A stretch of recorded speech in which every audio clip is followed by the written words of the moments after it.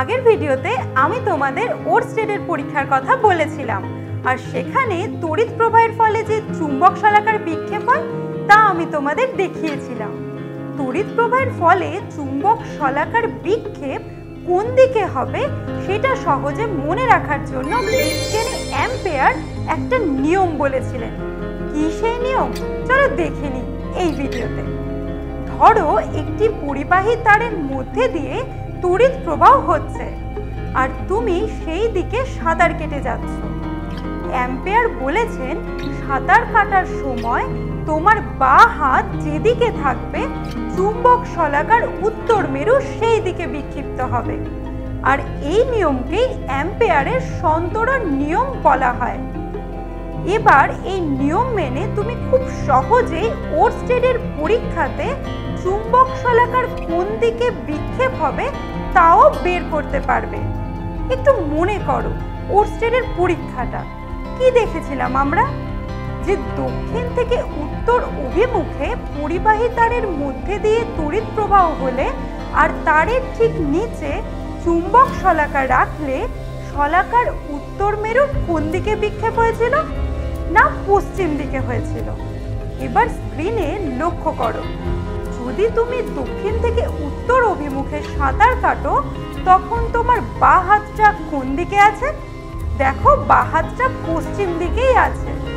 তাহলে আমরা ওরস্টেডের পরীক্ষায় পরিবাহী তারের মধ্যে দিয়ে তড়িৎ প্রবাহের অভিমুখ এবং চুম্বক শলাকার অবস্থানের ভিত্তিতে শলাকার বিক্ষেপের যে অভিমুখ পর্যবেক্ষণ করেছিলাম সেটা অ্যাম্পেয়ারের সন্তরণ নিয়ম থেকে খুব সহজেই বলতে পারি।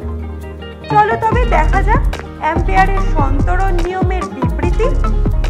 তড়িৎ পরিবাহী তার বরাবর কোনো ব্যক্তি চুম্বক শলাকার দিকে মুখ করে তড়িৎ প্রবাহের অভিমুখে সাঁতার কাটতে থাকলে ব্যক্তিটির বাঁ হাত যেদিকে থাকবে চুম্বক শলাকার উত্তর মেরু সেই দিকে বিক্ষিপ্ত হবে। এই নিয়ম থেকে আমরা আসলে চৌম্বক ক্ষেত্রের অভিমুখ সম্পর্কে ধারণা পাই। চৌম্বক ক্ষেত্রের অভিমুখ কিরকম ব্যাপারটা আমরা তো আগের অধ্যায়ে জেনেছি। একটা তড়িৎ আধানকে অন্য আরেকটি তড়িৎ আধানের তড়িৎ ক্ষেত্রে এনে রাখলে সেটা আকর্ষণ বা বিকর্ষণের ফলে এক জায়গা থেকে আরেক জায়গায় চলে যায়।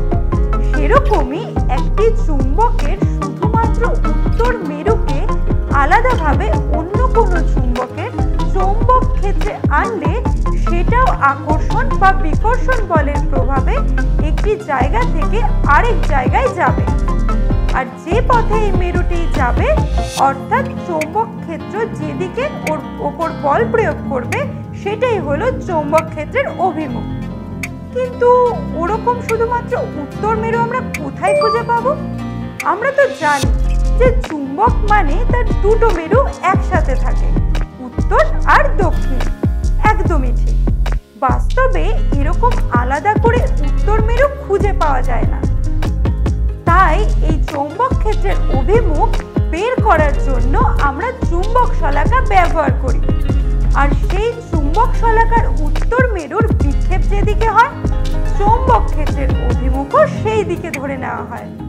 তাহলে কোনো একটি চৌম্বক ক্ষেত্রকে কিভাবে সহজেই চোখের সামনে দেখতে পারবেন? আর কোনো কম্পাস ছাড়াই যে কোনো জায়গায় ওই চৌম্বক ক্ষেত্রের অভিমুখ কিভাবে বের করতে পারবেন বলতে পারবে? এর জন্য তোমাদের করতে হবে আরো একটি মজার পরীক্ষা, কিন্তু এই ভিডিওতে নয়, পরের ভিডিওতে আমরা সেই পরীক্ষা নিয়ে আলোচনা করব।